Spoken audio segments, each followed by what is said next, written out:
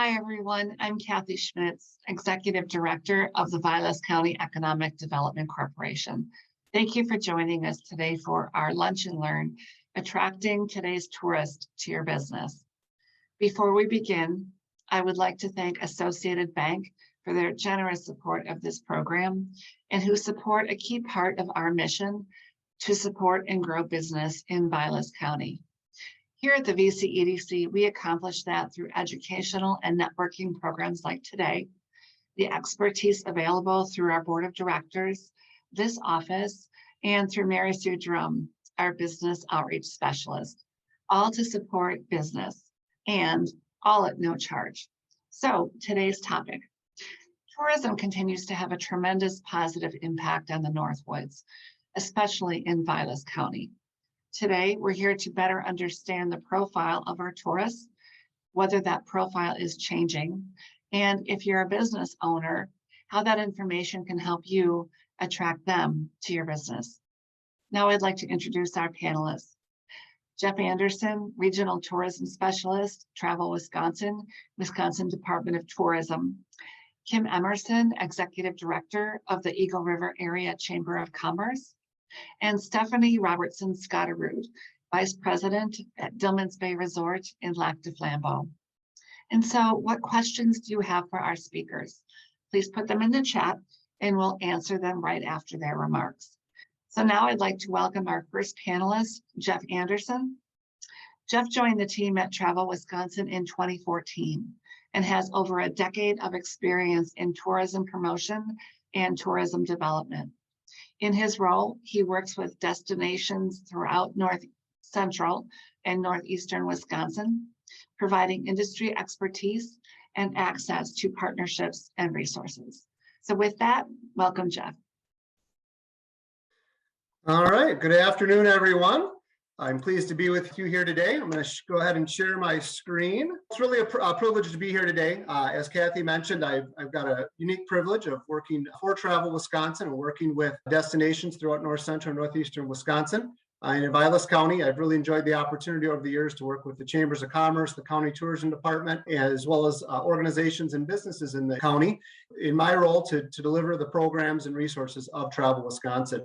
And I'm happy to be with you here today to talk about today's visitors. And of course, from my perspective at the State Department of Tourism and Travel Wisconsin, I'll be sharing with you today information specific to visitors to Wisconsin. We're going to talk a little bit about, real quick, who we are at Travel Wisconsin, for those who aren't familiar, some data and research related to our current visitor profile, our brand position, and who we're currently targeting at Travel Wisconsin, as well as the research behind that, as well as some industry resources available to you as business owners and organizations in the county that are interested in partnering to bring people into Vilas County and into your doors. And so hopefully the information I'll be providing you today will be useful to help understand who our visitor is in the state, what we're sharing with them from the state level as we work to inspire travel to the state, and then also some direct resources you can take advantage of. Let's get into it. First, want to talk a little bit about who we are at Travel Wisconsin. People often ask me, who is Travel Wisconsin? So let's take a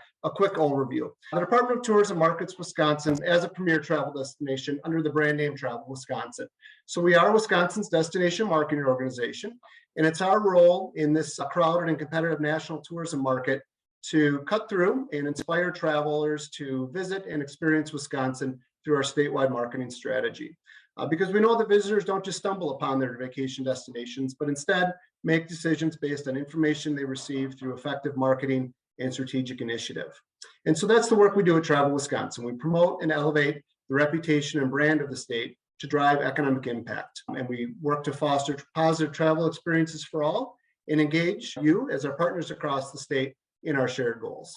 So more simply put, we work to inspire travel and encourage people to discover the unexpected in destinations throughout the state, because we know that when they do, they will drive economic growth, creating jobs, bringing in revenue, and positively impacting the livelihood of so many families across the state, and of course, in Vilas County. So looking at some of the data and research specific to travelers to Wisconsin, I'd like to share with you now some slides that are specific to our annual visitor profile study through our research partner, Longwoods International, And this data looks specifically at overnight trips to Wisconsin in 2021. First, when we look at the main purpose of the trip, you'll see on the left that visits to see friends and family represents about 50% of visits to the state. And following that, we see that outdoor recreation, no surprise, drives about 11% of visits to the state. About 9% of visitors identifying that they're here for general touring, which would be including things such as, experiencing our natural beauty and fall colors, things of that nature, and destination attractions throughout the state. Another 8% indicate that they plan to attend a special event, as special events continue to drive a lot of travel in Wisconsin. Other travel motivators you'll see here include urban destinations, gaming, and theme parks and resorts all pop up in terms of the main purpose of trips when we speak to our visitors. And on the right here, you can see a comparison of these to national norms. And so what I'll call out here is that visitors to Wisconsin are more likely to be visiting friends and family, enjoying the outdoors, or attending a special event than others across the country and in the Midwest North. Next, we'll take a look at where our visitors travel from. So again, this is statewide. About 50% of our visitors are in-state visitors, followed by approximately 13% coming from Illinois and 8% Minnesota. Of course, those Illinois, Minnesota visitors, as you see on the right side there, mostly originate from the Chicagoland area and the Minneapolis-St. Paul market. In state, we see about 29% of our visitor coming from the Milwaukee market, 10% from Green Bay or Appleton, and Madison representing about 7% of our visitor. And also on this slide, you see in the lower left-hand corner, seasonality of travel. We continue to see our summer season leading at about 30% of our visitor, followed by fall, winter, and spring. And just note on the left there, that's not specifically season, that's by quarter, but you can see how those months overlay the seasons. And again, we continue to see summer as our largest season, as well as fall and winter as our second and third. And looking at the demographics of visitors to Wisconsin, we see about 50-50 split for male versus female visitors.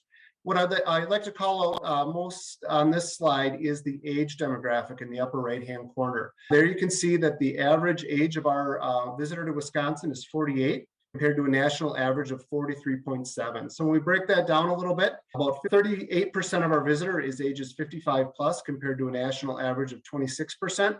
And travelers 54 and under represent 62% of travelers to Wisconsin, compared to the national norm of 74%. And I'm going to share a little bit more about this later on when we talk about our current brand strategy. Talking about our brand positioning, you've all likely experienced the Travel Wisconsin brand through our seasonal campaigns. Maybe you've seen our ads or engaged with our social media, even driven past our billboards or read compelling news stories about Wisconsin as a destination. Hopefully you'll notice through it all is that our strategic initiatives are designed to drive awareness, reach travelers, and inspire them to choose Wisconsin as their travel destination. And so today, I'd like to share a little bit more about of the behind the scenes and the research that leads to our current creative and messaging. First, our brand promise is a tangible, authentic benefit that makes Wisconsin a desirable place to visit, and it's a promise we can all stand behind.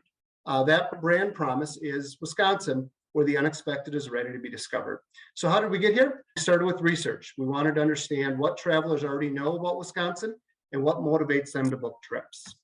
And so the first thing you'll see here are travel attitudes. So really what it is that our target audiences are looking for in a destination and how they perceive Wisconsin when it comes to those areas. And so here you'll see the chart in terms of a variety of attributes. And again, what it is that visitors are looking for. So things like lots of things to see and do, a unique or unusual experience, a chance to relax and slow down, the opportunity to share moments with friends and family, great dining, beautiful scenery, experiences near water, and others you see on the list. And so really what we understand in this slide is knowing that that's what they're looking for, how do they perceive Wisconsin when it comes to those areas? And what you'll see here in the dark blue are those that the percentage that completely agree that Wisconsin offers that experience. And in the teal, those that somewhat agree. And so you'll see here some mixed perceptions, but definitely some opportunities to really help our consumer know that we have what it is that they're looking for. Perhaps they just don't know it yet. And so that's what we strive to do in our marketing campaigns and our public relations work. Also here, you'll see Wisconsin's product versus our image. So again, here, a number of attributes that we know our visitors are seeking, and the difference between their perception if they've been a recent visitor or if they've never visited. this shows that we're exceeding our expectations. That is that a visitor that once they've traveled to the state and experienced our local destinations, they return with a positive perception of what we have to offer. So we are helping visitors to have an exciting experience. We're a family-friendly destination, worry-free. We have an abundance of recreational opportunities, and we are affordable in the eyes of our consumers. So we use this information and the research I've shared to develop our brand.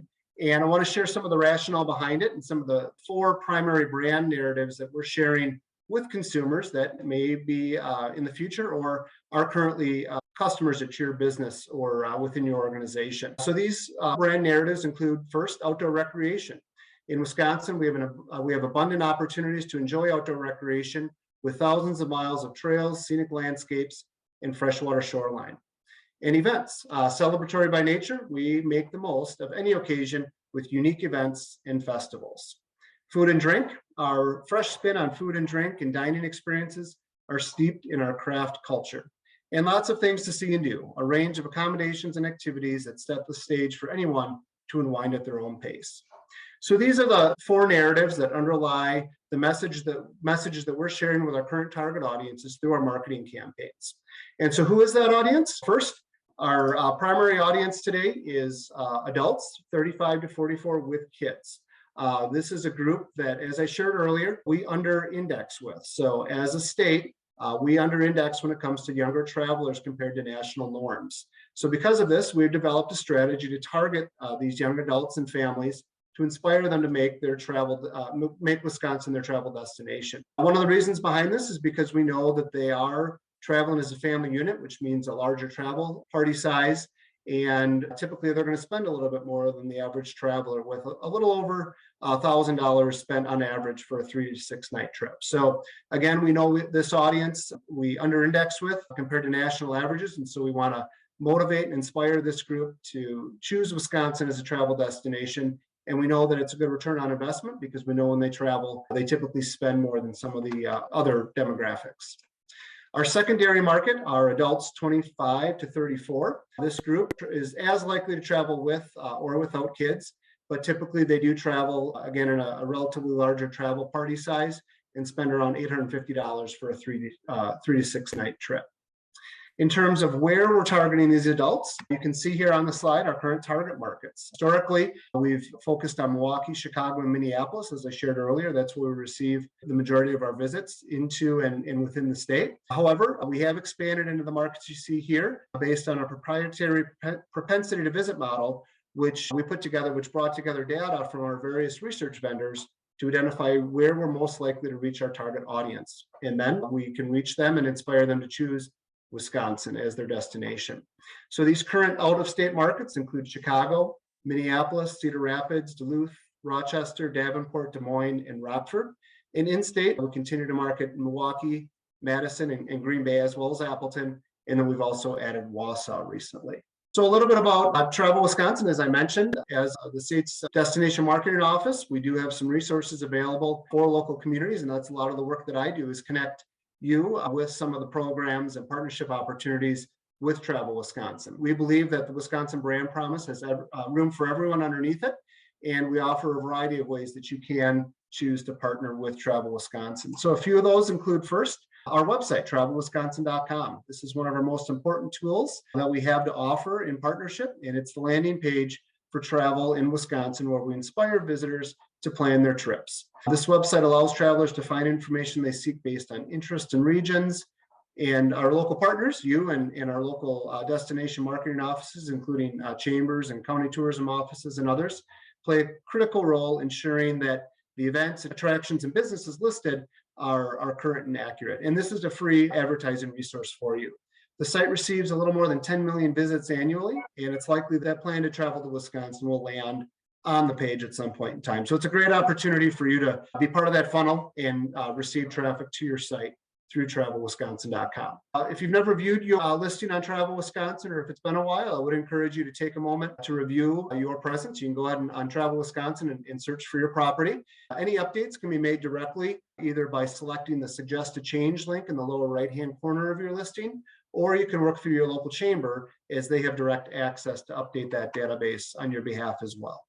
In addition to our website, we offer some cooperative marketing and public relations programs, as well as a marketing grant program that I know some of you are familiar with. These programs allow you to pool your resources with Travel Wisconsin's to maximize your investment and reach the Wisconsin travel consumer. It also allows you to try some new marketing tactics, perhaps in a guided manner, with a little bit less risk, since you're going in with Travel Wisconsin on that opportunity. Some of these co-op opportunities include things such as spotlighting your business in our bi-weekly Wisconsin Traveler, which is distributed to over 90,000 opt-in subscribers.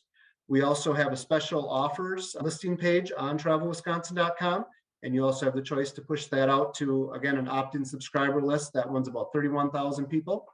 We also have social media partnership opportunities through Facebook and Instagram. And we just launched this year a new digital billboard program specific to events. So if any of you are aligned with any events in the Vilas County area, that might be a program of interest to you. And then we also have advertorial placement opportunities in our current printed publications. And then, as I mentioned, from a community standpoint, we also manage a joint effort marketing grant program, also known as our GEM grant program, which is a $1.13 million annual matching marketing fund, which allows support for new and innovative marketing initiatives in communities throughout the state. So as a business owner, you can receive the support of that by partnering with other area organizations and businesses to promote your unique offerings or events. While I have you here today, I would like to take this opportunity to extend an invitation for you to join us at the Wisconsin Governor's Conference on Tourism, scheduled March 12th through 14th in Green Bay. It's a great way to network with the travel industry and learn from travel and tourism industry experts. At the conference, we will be revealing our 2023 summer campaign. So with that, I want to share with you, if you are interested in more information about our current marketing strategy, marketing resources available to you, or the Governor's Conference on Tourism, I've got the website posted here on the slide, industry.travelwisconsin.com, that houses all of the details for our programs, or you can grab the QR code you see there, and it will take you to that website. And of course, you're always welcome to reach out to me directly if you'd like to learn more about how we partner with your destination and those throughout Wisconsin. And so with that, I want to thank you for the opportunity to share this update with you today and this information about Wisconsin visitors and how we're marketing Wisconsin to our current target markets.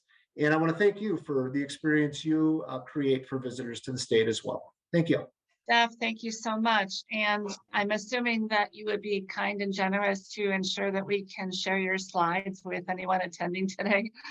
Absolutely. And we also have individual sheets available that have some of that research on our industry site, or I can share those directly as well. So happy to share that information and follow up. Great. And then I'm going to introduce and welcome Kim Emerson, who is the Executive Director for the Eagle River Area Chamber of Commerce. And Kim has been with the Chamber of Commerce for 22 years, and its Executive Director for 10 years. Kim has been involved in the tourism industry for more than 30 years. Presently, her role is to work with members and area businesses to promote the Eagle River area as a four-season tourism destination for all to enjoy. So Kim, take it away. Good afternoon, everybody, and welcome. A lot of what I've got to share is just building off of what Jeff presented to you, bringing it more to a local level. Visitors that came to the Eagle River area in 2022, we had 589,000 visitors to our area. Those statistics are looking at the Land O'Lakes down to Three Lakes, Boulder Junction over to the Phelps area. And over the last 5 years, we have definitely seen an increase in visitors coming to our area. The profile of today's tourist is the 18 to 24 age group is 7% of the visitors that come to Eagle River. 25 to 34 are 15% of our visitors. 35 to 44 are 22% of our visitors. 45 to 54 are 21%. The 55 to 64 are also 21%. And those over 65 visiting Eagle River are 14% of our visitors. In 2022, we saw the most growth in the 35 to 45-year-old age group. We did see a slight decrease in those that are 55 and older, as well as those in the 18 to 34. Year over year from 2021 to 2022, they were pretty much a flat percentage. So there wasn't a great change in the number of people in those age groups. Like Jeff, our visitors to our area are pretty much 50-50 male and female ratio. The visitors are coming from throughout Wisconsin, Northern Illinois, the Chicago area specifically. Other areas that they're coming from include the Minneapolis area, which is a new market to our area, Iowa, Missouri, Indiana, and Lower Michigan, although we definitely have had visitors here from all over the United States. Most people are coming to our area for a shorter, more frequent stay. So a lot of them are looking to come to the area to stay Thursday through Sunday. However, that traditional week-long vacation does still continue. And those are pretty much those family traditions that are built with generations all getting together in one place. Our audience, it's varied usually by the season. In the spring, we have a lot of people who are friends coming and couples taking trips. A lot of ATVing and fishing is taking place. In the summer, families and multi-general age groups are coming and they are doing a lot of the outdoor activities. In the winter, a lot of the guys and couple trips are taking place, snowmobiling, winter sports. And in fall, we also see couples and friends taking those trips. And a lot of what they're focusing on is dining, fall color, boating, biking, and camping. As I've mentioned, a lot of what the tourists are doing when they come to the Eagle River area, they are looking to go fishing, boating, ATVing, snowmobiling, cross-country skiing, and kayaking. They go biking, hiking. They like to enjoy camping as well as staying in our resorts. They want to come here to relax and to sightsee. And a lot of them love and enjoy visiting our dining facilities and places like our breweries and our wine bars. And shopping continues to be an important aspect of what they like to do when they're here. The people who are coming, their interests are people who enjoy pets and animals. They are people who like food and drink. They enjoy sports. People who like to do outdoor activities like go on nature hikes, go boating. They come here for real estate. Again, with lodging, and then the community events continues to be a very important aspect of why people are planning their trips to the Eagle River area. For a business to attract tourists to your business, you should know your audience and where you can reach them. Timing's important. Understanding when to message them, not only where to message them. If you're in the lodging market, you definitely want to message these people before they are making their decisions and before they arrive to our area. If you're an area activity or a shopping facility, you want to message those people while they're here. Come on over to the mini golf course and enjoy an afternoon. Also, when you are reaching out to visitors, the 18 to 24-year-olds like to be reached through social media. So Snapchat, Instagram, YouTube, and TikTok. The 25 to 34-year-old is also on social media, but it is through Instagram, YouTube, Facebook, and Connect TV. 35 to 44-year-olds enjoy Instagram, YouTube, Facebook, and Connect TV as well. Those that are 45 to 54, you can reach them through YouTube, Facebook, and Connect TV.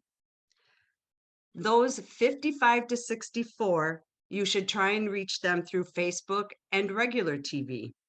Those over 65 should be reached through Facebook, TV, and radio.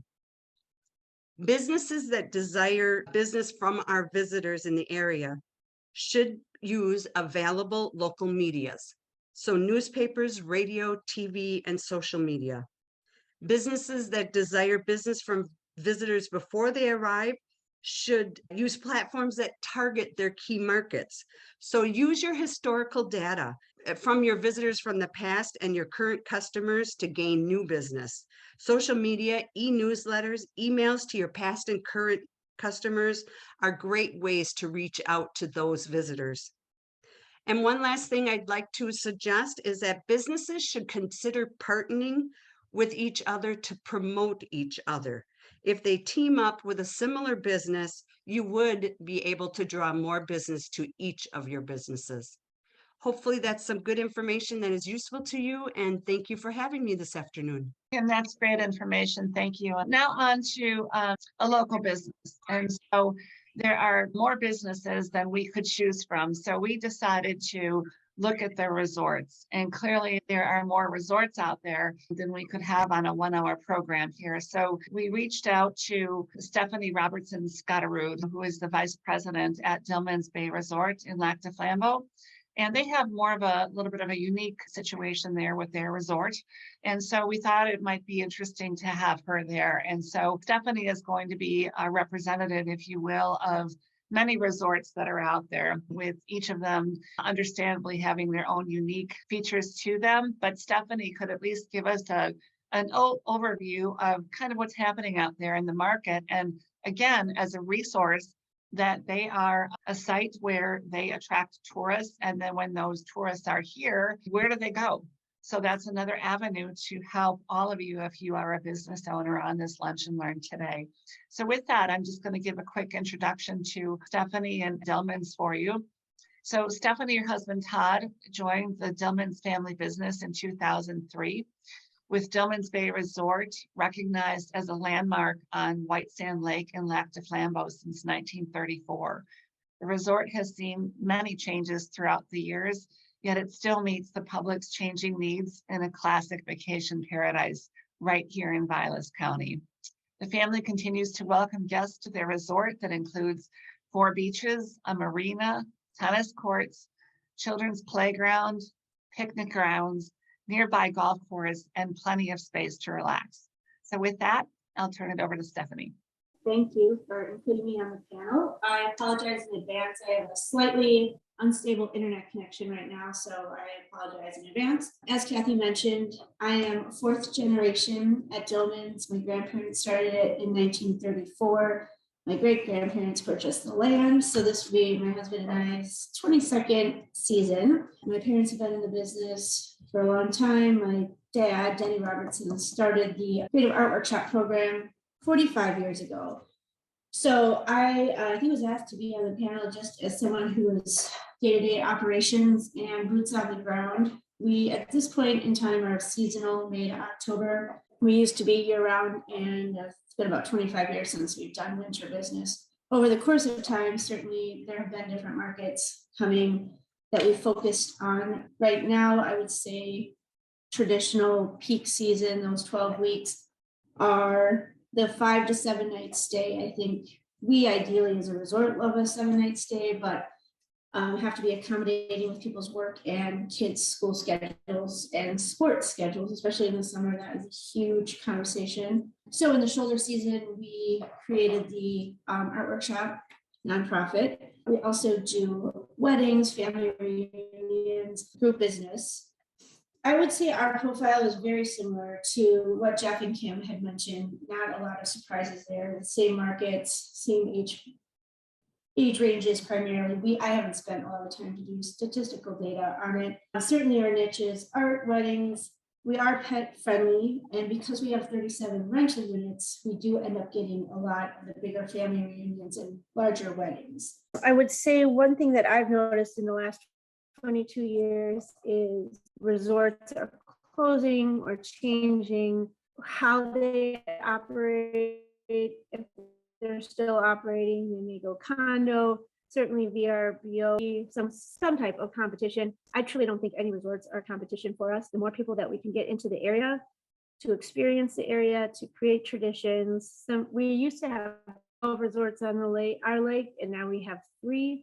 And some say, can half of us stay there and half of us stay at Dillman's? And I say absolutely 100%. The more people that we can accommodate, especially with the decrease in short-term rentals. Certainly there are some resorts and some people want that versus a motel or a hotel for a different experience. So I feel like we are a collective group and not a competition.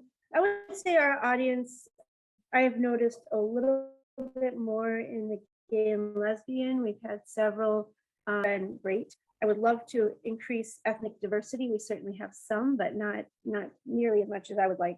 Another thing that we talked about was packaging. When I first started back, we did more packaging, I think probably because of COVID and due to the labor shortage. I have found it very difficult as a business to partner with other businesses as much as we used to be able to. Not even counting discounting rates, but simply just packaging something together, because restaurants are open only 5 out of 7 days, or certain businesses don't have the staff and so they're not open on certain days. So you're packaging something together, the guests are there for 3 nights and the business isn't open. So that has been a challenge, and we kind of stepped away from packaging just from the sheer logistics of not being able to partner with businesses due to their operational hours.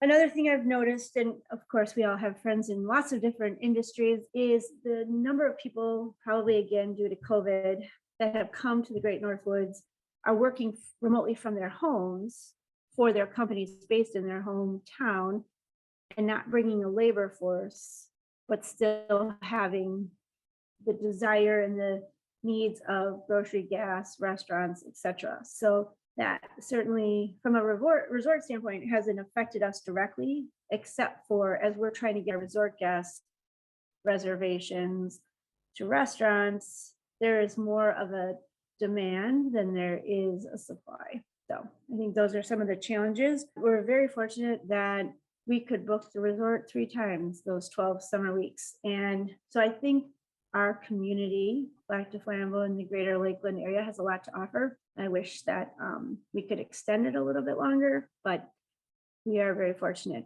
for where we are. And I think that's about all that I wanted to chat on. Great, Stephanie. Well, let's open it up to questions now. If I see we have at least one here right now. This is from Diane to everyone. What component of the demographics are families with children? What age ranges of children? So I think, Jeff, you might have had that in your presentation. Yeah, not specifically, but I do have that information. So 36% of families in 2021 were traveling with children. So 36 were families with children, 36%. And then the age breakdown of those families, 15% had children under the age of 6, 23% had children ages 6 to 12, and 20% had children 13 to 17 years old. So fairly even distributed under the age of 18. And again, about a third are families traveling with children. One of the questions I had too, and Kim, you had mentioned the real importance of businesses partnering with each other. And that goes along the mission that we've had, goal that we've had to promote Vilas County as a welcoming place for business. And what we've heard from business owners that have come in is that everyone has been so welcoming and everyone has been available to help each other. And especially for the VCEDC, we can help be that conduit to help introduce businesses to each other. So I think that's been a great point, but also the whole trend toward e-commerce. Now, we have many businesses in Vilas County that are absolutely doing it fabulously right now. Hooked and Tagged and Hiker Box and the Country Store, speaking of Eagle River, and there's so many others. So I'm wondering if you want to comment on that about e-commerce website traffic, that if people physically can't come here, that they could certainly take advantage of anything, accessories, products that might be on websites. And then even if they can't come here, they can purchase gift certificates and things and give them out to family and friends. So I'm wondering if either one of you could comment on the whole e-commerce piece of it. Well, I know here in Eagle River, that's definitely taken place. As you mentioned, a couple of our businesses that do that. It is another way to continue to create more business for your business. I don't have any specific statistics on how that is all working today, but it's definitely a great tool, and it's been very useful to a lot of those local businesses. Great, thank you. Jeff, anything from you? No, nothing specific to e-commerce. We do look at the retail percentage of visitor spend on retail, and I don't have those numbers right in front of me. I know it's less than what you're going to see for lodging and food and beverage. as oftentimes, retail is going to be a complementary activity, maybe not the main purpose for the trip. So from a visitor standpoint, I don't really have anything in terms of the impact of e-commerce on local retail. Okay, well, we have done at least one program on e-commerce so far, and we have a class coming up in April through the SBA. So we're going to be doing more of that, as that is clearly a trend for us. So stay tuned for more information on that. Reach out to me and or to Mary Sue Drum, our business outreach specialist, and we'd be glad to help with that. So speaking of trends, what are the trends for the future? Do you see things staying the same? Because clearly there's been a shift from the pre-pandemic to the pandemic to now the post-pandemic.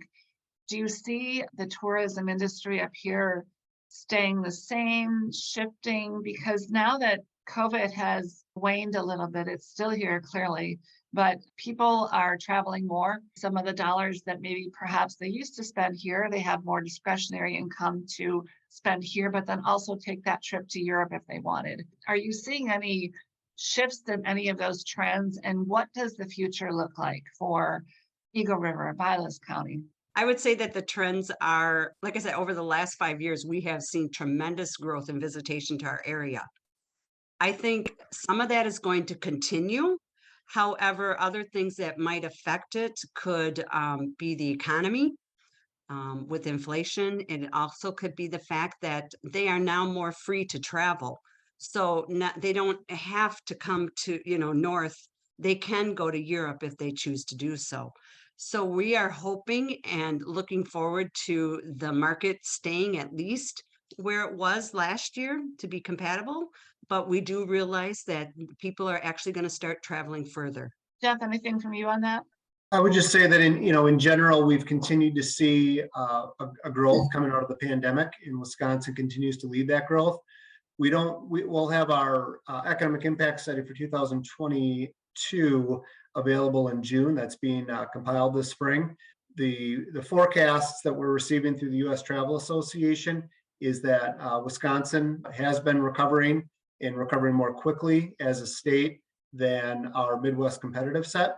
So things have been positive in that sense. Now, certainly there's uniquenesses between destinations across the state, and that'll come out in our annual economic impact study that breaks down by county. In terms of some of the trends, I think, one thing is shorter stays. I know Stephanie mentioned that, they still focus on the week-long stay, but she also mentioned, some of the vacation rentals. We do see, in general, just the trend in the industry is shorter stays, mixing business with travel. And then also a focus, and Stephanie alluded to this as well, in focusing to a diverse audience. And we have some resources and programs actually available right now through Travel Wisconsin for how to reach that diverse market and through our diversity, equity, accessibility, and inclusion efforts. And so if anyone's interested in those programs, I'd be happy to share that information with you. We have a couple more questions here. Kim, what is Connect TV and how do they use it for information about our area? So Connect TV is things like Roku, Netflix, different things like that. We use those tools as great places to do some marketing to target audiences. So we put commercials on those and have had great success. So it is a place that you can do marketing. And from Jeff, do pre-COVID trends seem to be continuing? I guess, I'm not sure exactly, Jeff, which pre-COVID trends you're referring to, but certainly, we saw in our research continues to show that outdoor recreation is always going to be a motivating factor for travel to Wisconsin. That certainly increased or was highlighted during the pandemic, but it doesn't seem to be trending downward. We continue to see outdoor recreation as a main reason for visits, or one of the primary reasons for visits to the state. And another question that I had, Kim, you had mentioned that you're also attracting to places like Iowa. What's the connection there? I mean, typically, is it people there that have already that connection here in some way with family? Or I'm just curious as to sites out there that you're looking to market to. Well, I think thanks to the Department of Tourism, who has had an expansive marketing program and a lot of them into those new areas that we are at least seeing visitation to, we kind of piggyback off of what they've done because we're seeing those increased visits from those areas. And so our marketing continues to draw them. I think, like Jeff said, the outdoor recreation is what is bringing people to our area. It's a uniqueness for Wisconsin. So with that, I want to give our special thanks to Jeff and Kim and Stephanie. This has really been great information. We've been so pleased to have you here today, and you are more than welcome to contact my office, Mary Sue, or any of these panelists, and they'd be happy to speak with you about more information. And so please stay tuned. We do have more lunch and learns planned. Some of those topics include artificial intelligence, or AI, which is very popular right now. And then also information about our restaurant scene out there. So stay tuned for that. And for now then, enjoy the rest of your day. Thank you. Thank you, Kathy. Thank you, everyone. Bye-bye.